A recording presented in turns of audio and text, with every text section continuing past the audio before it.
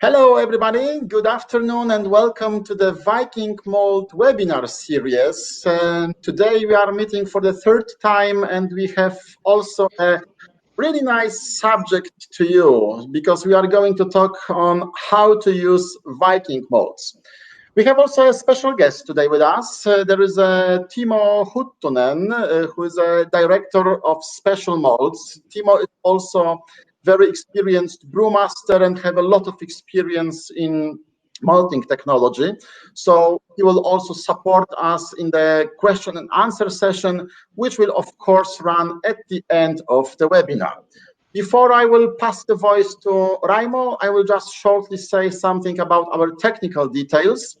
The presentation will take around 25-30 minutes, and at the end of the presentation, we will have question and answer session. If you will have any questions during the webinar, please write them in a chat window. The chat window you can find in the lower right corner. There is a type field where you can write everything what you would like to know about today's subject. So we are starting the webinar. Raimo, say hello and run everything what you have. Okay. Hello from my side, and nice to have you all online to hear how to use Viking malts. This is a presentation that I go through our malt portfolio and tell something more about these malts. So here is our portfolio and color range. We have quite wide selection of different malts, starting from the lightest one, I think our Pilsner malt from 3.3 EBC, and then we go with really many malts up even to 1,500 EBC colors. So I would say that from these variety selection of different malts, you can do whatever kind of a beer or special beer, or use them as a base of them. For example, if you do some acidified beers, so with these malts you can also support those. If you go in our web pages, we have made some categories, and to make this usage of them a little bit more easy. And there you can find a Brewer's Classic selection, and then Brewer's Specials, Brewer's Organic, Smoked Specials, and then there are Distiller's Joys. And during next pages we go through a little more detailed of these different categories.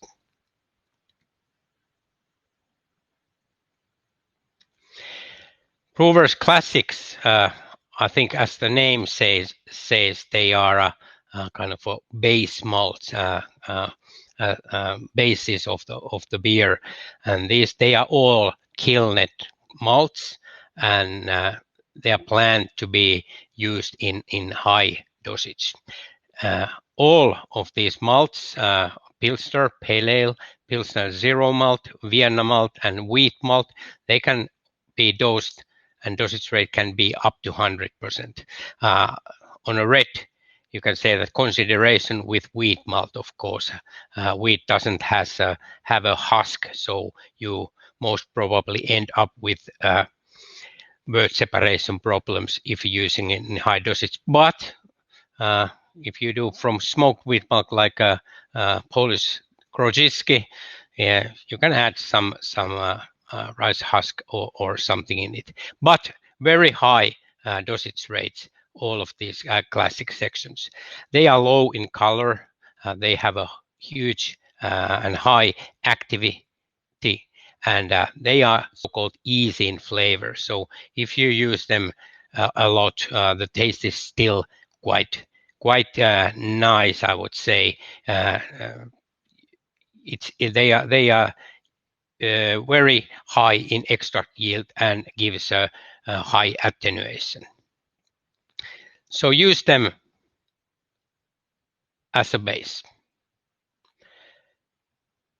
The next one was the BREWER'S Special, and there is on a lower right corner you can see there are Karapodi malt, oat malt, red active malt, red ale malt, etc., etc. You can read them there, and these malts should be used with special intention. They give character to a beer. You can get color for beer and taste profile for a beer, but the special intention you need to figure out that they most likely doesn't have any activity in them. Some has, some doesn't. They affect on attenuation. Word separation may go very slow if you dose too much. They're strong in flavor, and some are like black malt. They are really strong in color. One notice though, like red active malt, it is highly active, has a very typical special malt features, strong coloring power, red color, but it can be used as a base malt, even up to 100%. Of course, it is really strong in a taste, but if you head up of doing a low alcohol beer, you can maybe use just 100% of that, getting a really nice malty flavor, nice color, and end up maybe alcohol percent like 1 or 1.5 or whatever. You can find one recipe in our recipe book concerning that. But that can be, I would say, red active can be in a BREWER'S Special, maybe also in a classic section.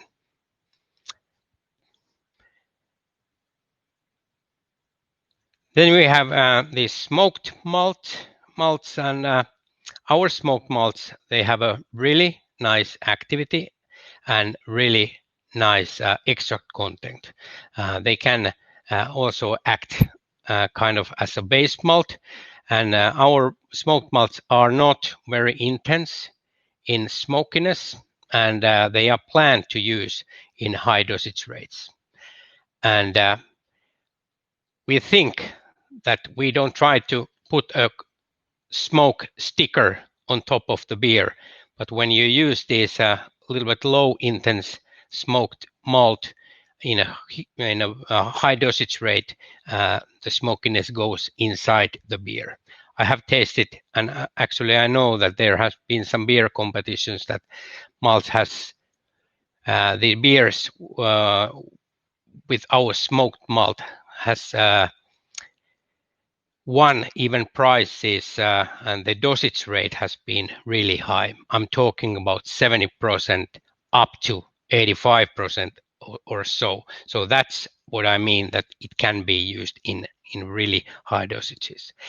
We have different types of smoke from different wood origins. So when you if you order these kind of malts, it's good to have a call or send an email, and we can chat what kind of wood is available. It may be some apple or cherry, sweet cherry, or etc., oak, etc.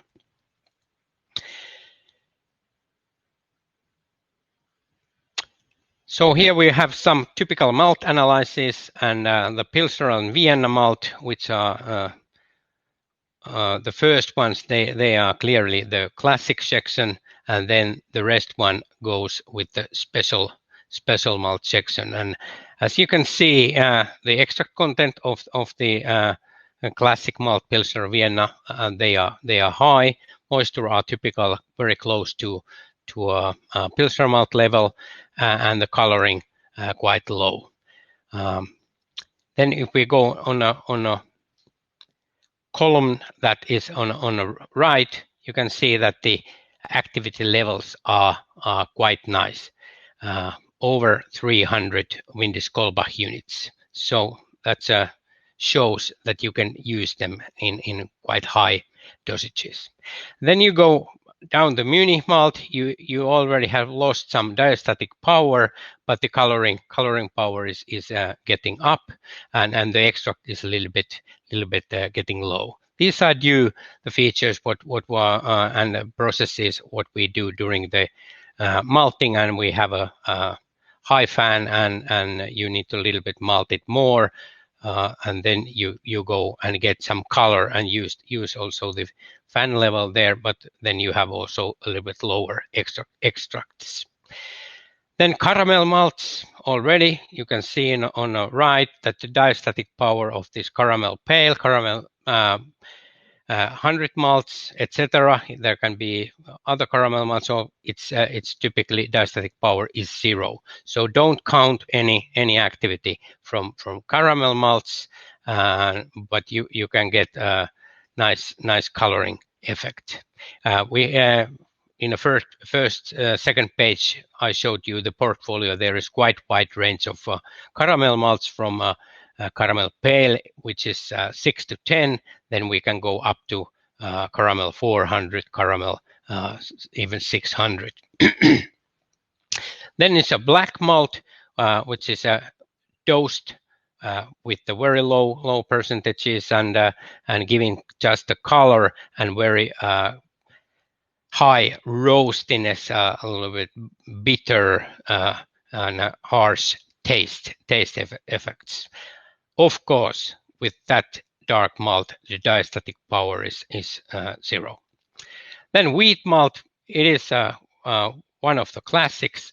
Again, high extract content and really nice diastatic power. And then the pot still rye malt, which is more in the whiskey use, but can also be used in a brewing solutions. And extract from this malt is high, and this is due, of course, with rye, no husk at all, and it has also high diastatic power. So now we go to the distiller's choice. Already mentioned the Viking pot still rye, but we have this Viking enzyme malt, which is a barley-based malt. Mainly, it's used for a whiskey manufacturing, but this Viking enzyme malt can also be used in brewing purposes. If you decide to try it, notice that the DMSP will be high, so you will need a good boiling process, and you need to be careful with whirlpooling to get all the DMS out, so you don't spoil your beer with the false tastes. Naturally, with high proteins, we need them to give the high enzyme activity, what is typical for these malts. And when you have a higher protein, the extract will be a little bit lower. But this high activity, it gives you a possibility to use really high loads of inactive material. So if the intention is really to play with the malts that are inactive, then it may be wise to use our enzyme malt. The activity level, if we compare to Pilsner malt has 300 up to 350 Windis-Kolbach units, and our enzyme malts at the top levels are something like 1,200 Windis-Kolbach units, 1,000 easily. So, what is enough enzymes? What I've been mentioning several times. When you're creating a malt bill, I would say this is kind of a rule of thumb that if you have 100 Windis-Kolbach units, that can take care of the starch material in the batch. I would say in reasonable time. So if we go back to Pilsner malt, let's say it has a round number 300 Windis-Kolbach units, and I just mentioned that you need 100. So that gives you a possibility to have 2/3 of the malt bill something else, like a even 0 activity malts. But of course, if you choose to use some percentage of Munich malt or some other that kind of a malt, it's not a zero. But keep in mind that roughly 100 Windis-Kolbach unit is needed to have a good starch conversion in reasonable time. Of course, everything matters. You need to have a right pH in your mashing. You need to have a nice milling, and of course your mashing program needs to be favorable, that the enzymes beta amylases and alpha amylases can work. So many things matter in this thing, but as a rule of thumb, 100 Windis-Kolbach units. I made here a grouping with production method and activity also. So we have the kilned malts that are active. You can see it's a Pilsner malt and Pilsner Zero malt. To say some words about Pilsner Zero, it is a special malt varieties that they don't have at all this lipoxygenase activity. So by that way, they are good malts against fat, against rancid taste that are coming from fat that are oxidized later. So Pilsner Zero, they don't have this kind of enzyme at all that creates these rancid tastes. Pale ale malts, Vienna, red active malt, rye malt, wheat malt, enzyme malt, and pot still rye malt. They are all kilned and I would say highly active. Then we go with kilned and reduced activity. They are golden ale malt, Munich light, dextrin, Cara body malt, and also oat malt. Oat malt, it's naturally a little bit lower in alpha amylase activity, for example, and beta amylase activity, but the others are due the kilning conditions that we give them a little bit more heat when they are still moist to create some colors and tastes that are typical for these malts. So that's why the activity is reduced. It may be 100, 120, but definitely not 300. Kilned malt that are inactive, I would say Munich dark malt, red ale malt. Typically, when you climb over the color value of 20 EBC, you start to very deep hill down with the activity levels. If you get a Munich dark color 24, most likely the activity is not very high. We have one quite special malt, red active malt, which color value is 30 to 40, and the activity level is quite close to Pilsner malt. That's another story with a certain variety with quite special kilning and germination conditions that we have made this one. But that's a special thing. Caramelized malt, they are all inactive. Don't wait that you get any activity from those. And of course, the roasted malts, which are made from ready Pilsner malts, they are also inactive. These are from our portfolio: cookie malt, chocolate light, chocolate dark, and black malt. So you mainly get color, tastes, different kind of flavors, what you get on, not activity. Then another type of grouping with taste and color. So we have a light golden color malts. They are cereal, malty, nutty, and sweet taste. So again, you can read from the yellow Pilsner malt, Pilsner Zero, pale ale malt, Vienna. So these are the classic section. And then also golden ale malt will give a nice, as the name says, nice golden yellow wort, dextrin malt, enzyme malts, and of course the other grains, what we have: oat malt, wheat malt, rye malt, pot still, rye malt, and smoked malts. These all will give this light cold in color with this taste mentioned, but of course with the smoked malt, you have some smokiness also added. Then we have these kilnet malts, which gives you red copper color. They are strong, malty taste and slight acidity in it. So these are Munich malts, light and dark. Red ale malt, which is quite strong in color, giving red, as the name says, red active malts. Which can now act as a base malt. So if you really think about these red golden colors, maybe you can choose to use red active malt instead of Pilsner malt to get the activity to do the mashing. So then you don't get any of these light golden colors in it. So you can keep on in red copper colors. Caramel rye malt also. Caramel malts, there are two categories or even three. So there are golden colors, caramel pale, and extreme malts. They give a roasted, sweet, a little bitter flavors.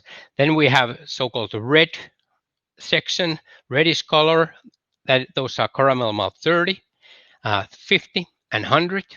And the roasted, sweet, still, but more bitter, and of course the roasting is higher than the golden color ones.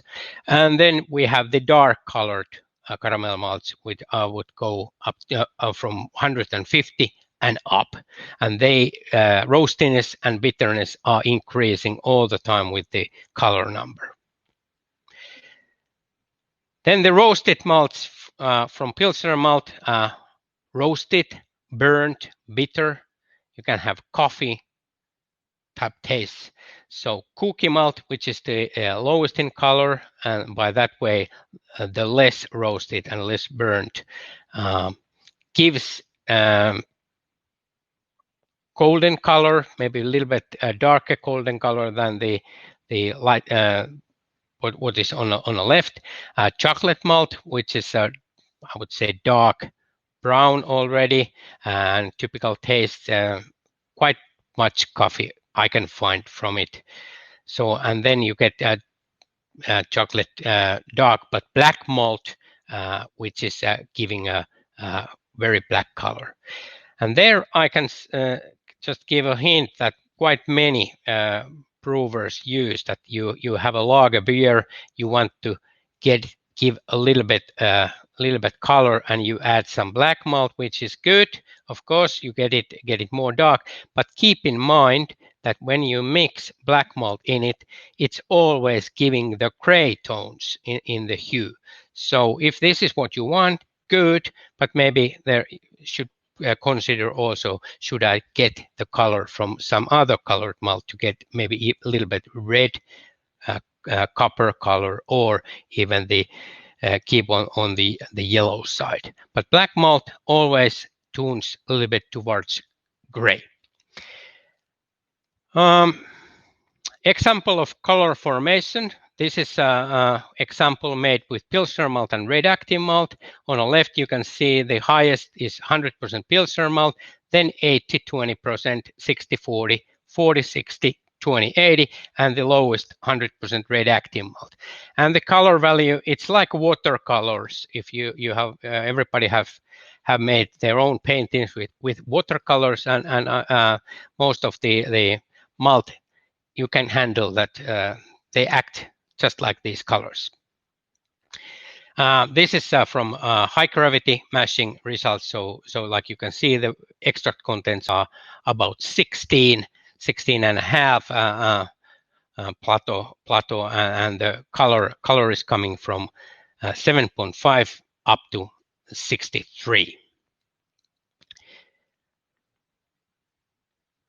Then also one example that your mashing program really matters. You may have a good bunch of malts. If you choose to mash them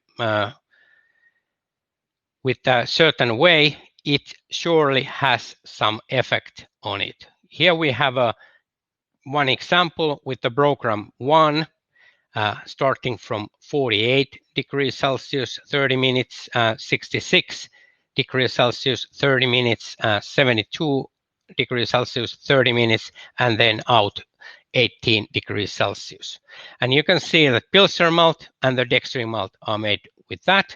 And also, in parallel, we have a program 2 that we did start quite high, 73 degrees Celsius, 30 minutes, and then just raise it up to 18 degrees Celsius, 1 minute and out. And so we passed totally the beta amylase break. And you can easily see that the extract content with Pilsner malt is 81.2 with the program 1, and program 2, it dropped to 77.5. But you can also see that there's a huge difference between the attenuation levels. And this is due that you can also see the fructose, glucose, sucrose, maltose, and maltotriose. The level of maltose is significantly lower. And this is due the quite special mashing program with program 2.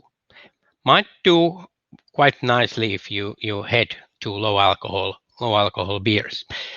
We made the same with the dextrin malt, and you can see that we have a quite high extract with both of them. Even the program 2, it's higher than the program 1. 0.4 difference.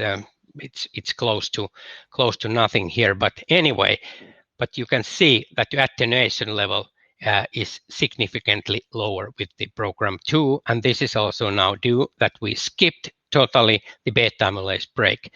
So you can see again that the maltose grams per liter is very much lower than with the program 1.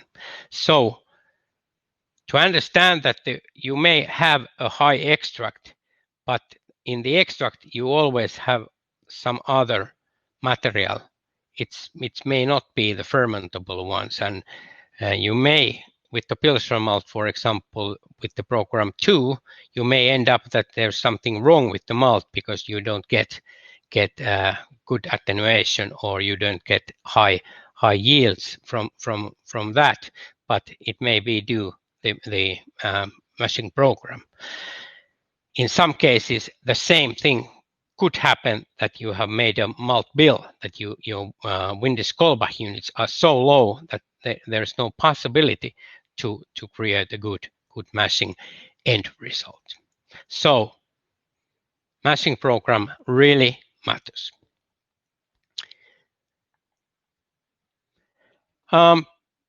If you go vikingmalt.com on our web pages, there is a page 47 in our craft portfolio. You can find a comparison table where we have put a moisture, extract, color range, diastatic power, and also a recommended dosage rate, how we see what is safe to use. Of course, you can make your own choice, but it's a recommendation, some basics to start. But go and check it out if it's not familiar to you. So we have all of them listed there.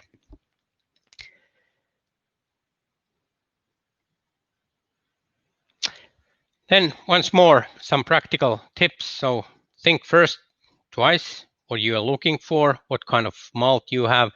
Do you look after red hues, golden, straw yellow hues?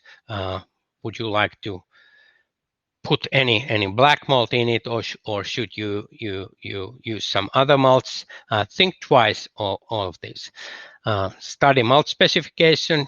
You can always contact a maltster. I'm available if you have any questions. Just go ahead and ask, call or send an email. We have ready recipes from our web pages. You have quite many nice recipes that you can use as a base and make them even much better. Consider also in your process that milling I think all brewers should have their own mill. You should be a master of your milling to make your process to give 100 what it can be. Think about your mashing, lautering, fermentation processes, and if you add a lot of bunch of special malts, you may end up having filtration problems. Just keep in mind. In the end, most beers are meant for drinking.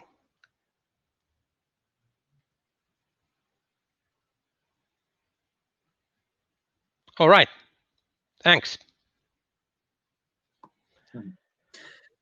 Thank you very much, Raimo. It was a really pleasure to have you with us once again this week. And we will start right now our question and answer session. I saw already that some of you typed your questions in the chat window. We got also Timo Huttunen with us, who is, as I said at the beginning, also experienced brewmaster and experienced maltsters, so he will support us with all the questions. So do not hesitate, write your questions, and we will publish them in a moment.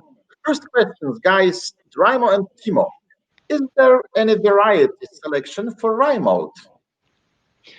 Yes, hello, I can maybe take this one first. So yes, we have studied rye varieties quite a lot when we were developing the current rye products what we have, and we found out there are certain quite big differences between the varieties. And shortly saying, the rye maybe is not the best grain for brewing, but you can do some special processes on that. And yeah, we have the kind of preferred list for the varieties when we do the purchasing based on what we know from the varieties properties.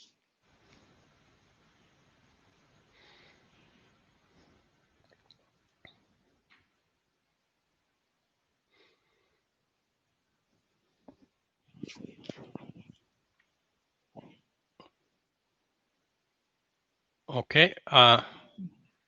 So I think we lost Arthur for a minute. So, but yeah, if I continue, there's a question about the enzyme malts generated just by over modification and low killing. Yeah, I think the key thing in the enzyme is in the enzyme malt is the fully malt the barley and try to preserve the enzymes as they are partly formed during the germination and partly released. So, but it's not, I think we just need to avoid too much of the modification. It starts to go other way around. So it's I think the key thing here is to preserve the enzymes and then just to stop the process in the right point. Yeah, I would also say that actually the whole process, starting from the steeping and germination, kilning, it's all quite different if we compare to, for example, a Pilsner malt, and of course the right selection of the variety. Quite special process. Yeah.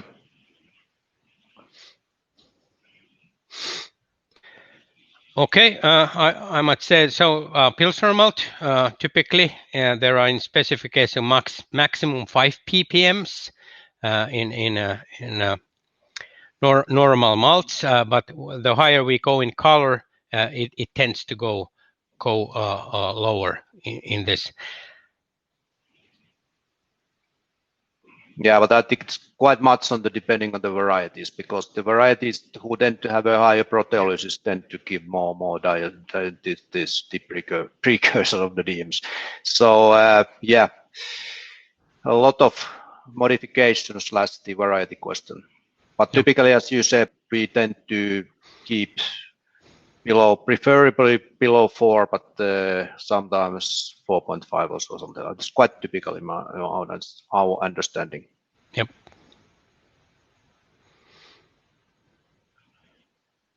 Yeah, the Karabody malt, it's specially designed for the foam properties and to be very neutral for the taste. So I think the key thing is to keep the process so that it's not really fully over modified, as we were discussing about the enzyme malt previously. So yeah, we need to look very detailed on this so that we keep the malt really very carefully not over modified.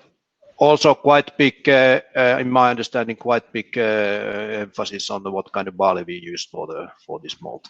Yeah, and then I may add that also the kilning process is differentiating, for example, from Pilsner malt a lot. It is a kind of halfway to caramel malts. Thank you very much, guys. I'm very sorry that I was so silent for a couple of minutes. I don't know, dropped out from the mic, but right now I think it's everything going fine. So the next question, do you have a description in terms of flavor and aroma, how your caramel malts differ from each other? We have the spider grams there, and where you can see we make these spider grams by evaluating malt powder, but then we made also the BRI, Brewing Research International. They have a method to do so-called malt porridge, and we evaluate the malt powder and also the malt porridge, and by that way we create our spider grams, which you can actually find from our portfolio books. I think we even done some comparisons between the different colored caramel malts, so we can share this if you prefer. Just contact us later. Yep. Good, thank you very much. Does Viking Malt offer acidulated malts? And is there any form of intentional inoculation of microbes, or is it simply processing conditions? We don't have this actual acidulated malt, the acid malt in our portfolio, but we have some malts that have some acidity in it coming to a malting process. For example, one good example is our red active malt, which is that much a little bit more acid than Pilsner malt, that when you use it, typically you don't need to tune up your mashing pH even at all, or just a little. Timo, would you like to add something? Not really. I mean, and then of course, I think the main way to do it is to add some acidifying bacteria or microbes to the process, or doing it something like that, if you want to do it in a kind of natural way. Okay, I don't see any other questions more, so I think we will be finishing in a moment, but I can add also something more to that question, because the next week we will have a meeting with Arto from our specialist from the extracts, malt extracts, and he's got some nice products, I think, sour extract, where he will say definitely something about acidulated malts or our acid products, I think, yes? Yeah, that's correct. Good point. Okay, I'm still seeing that somebody is writing some question. No, that was thank again, guys. So good. If we don't have any more questions, also thank you very much right now for this week that you joined us, and we would like also once again to invite you for the next webinar next Wednesday. What I told already, we will be meeting with Arto Savonen, our specialist from the malt extract, and there will be also a subject about sour extracts. So join us next week. Thank you for this afternoon right now with us, and see you next time. Bye-bye. Bye. Bye.